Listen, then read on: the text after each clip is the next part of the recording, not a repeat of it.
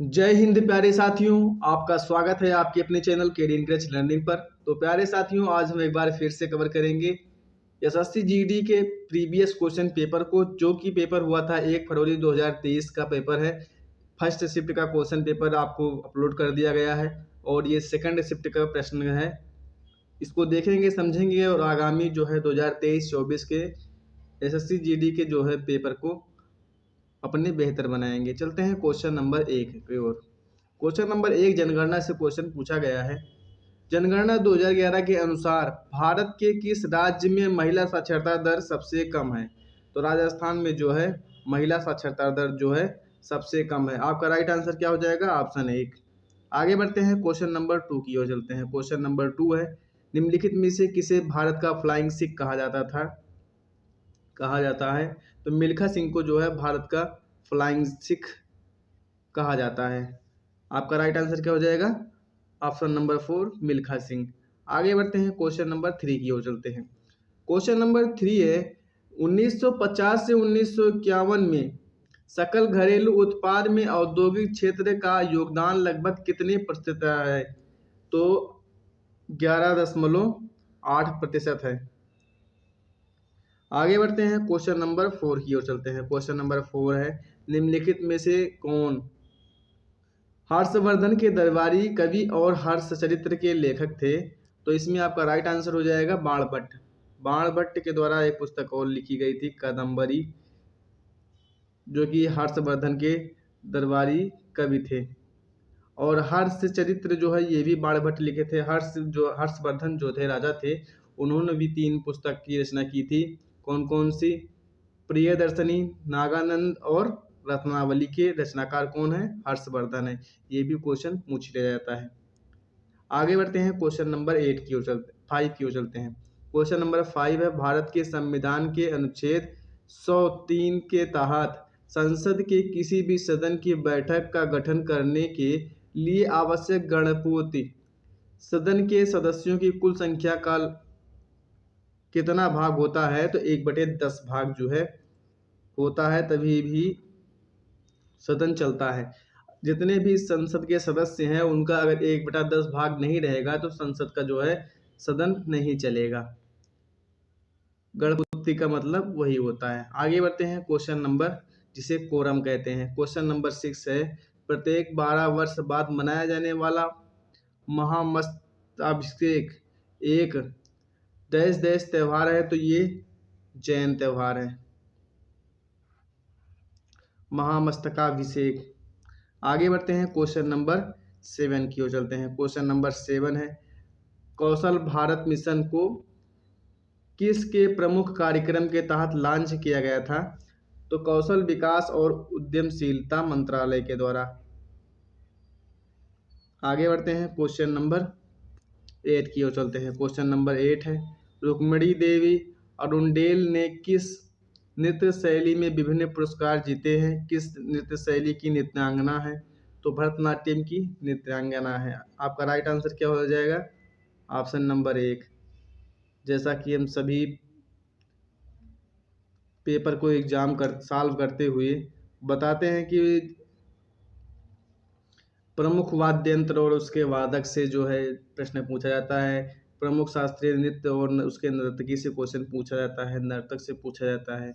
बिरजू महाराज का संबंध किससे है? तो ऐसा क्वेश्चन आप याद कर लीजिए प्लीज। क्वेश्चन नंबर 9 है, भारतीय संविधान के किस अनुच्छेद में कहा गया है कि भारत अर्थात इंडिया राज्यों का संघ होगा? तो अनुच्छेद 1 में कहा गया है। अनुच्छेद 1 में कहा गया है। आपका राइट आंसर क्या हो जाएगा? Option number 1। क्वेश्चन नंबर 10 है, 1866 में लंदन में ईस्ट इंडिया एसोसिएशन की स्थापना निम्नलिखित में से किसने की थी? तो दादा भाई नौरोजी ने किया था। दादा भाई नौरोजी ने किया था। और इनकी एक प्रसिद्ध पुस्तक का क्या नाम है? A poverty of un-British rule in India, जिसमें धन निकासी के सिद्धांत का वर्णन किए थे।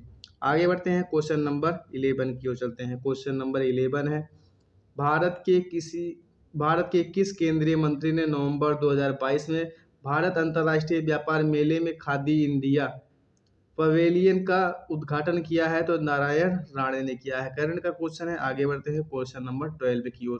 क्वेश्चन नंबर 12 है वेरी फेमस क्वेश्चन।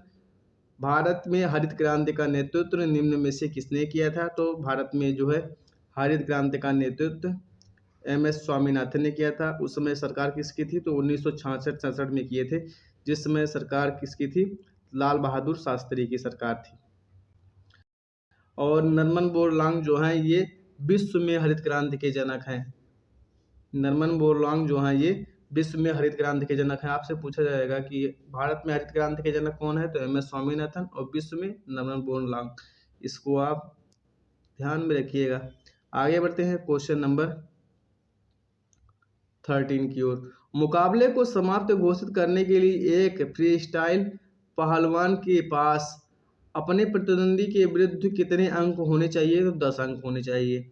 आगे बढ़ते हैं क्वेश्चन नंबर 14 की ओर। क्वेश्चन नंबर 14 है उत्तर पूर्वी पवनें कहाँ से उत्पन्न होती हैं? तो उत्तरी गोलार्ध के उष्णकटिबंधीय उच्च दाब कटिबंध से उत्पन्न होती है। आपका राइट आंसर क्या हो जाएगा? ऑप्शन नंबर 3 हो जाएगा। आगे बढ़ते हैं क्वेश्चन नंबर 15 की ओर चलते हैं। क्वेश्चन नंबर 15 है नाइट्रोजन का परमाणु द्रव्यमान कितना होता है? तो नाइट्रोजन का जो परमाणु द्रव्यमान होता है 14 होता है। आपका राइट आंसर क्या हो जाएगा? 14।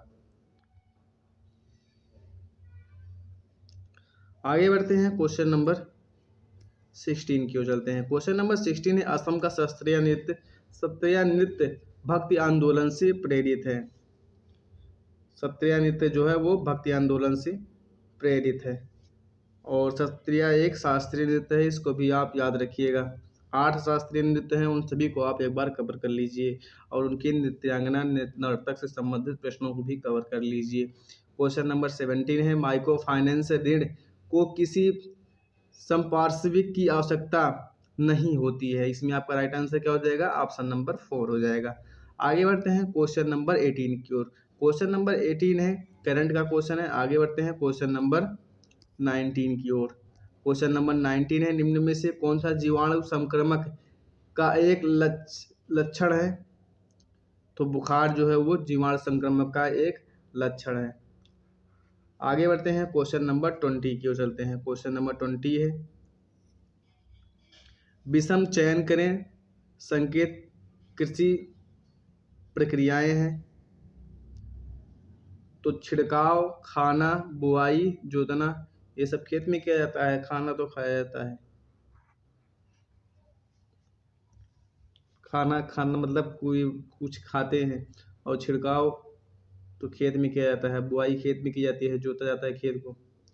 अगर वीडियो पसंद आया हो तो लाइक शेयर एंड सब्सक्राइब अवश्य कर दीजिए। खाना खाया भी जाता है, इसको भी आप जान लीजिएगा। और खाना एक होता है कि एक गाटा जो होता है उसको भी खाना खाते हैं। अगर वीडियो पसंद आया हो तो लाइक शेयर एंड सब्सक्राइब अवश्य कर दीजिए। बेल आइकन अवश्य प्रेस कर दीजिए ताकि आने वाली वीडियो की नोटिफिकेशन आपको सबसे पहले मिले। धन्यवाद।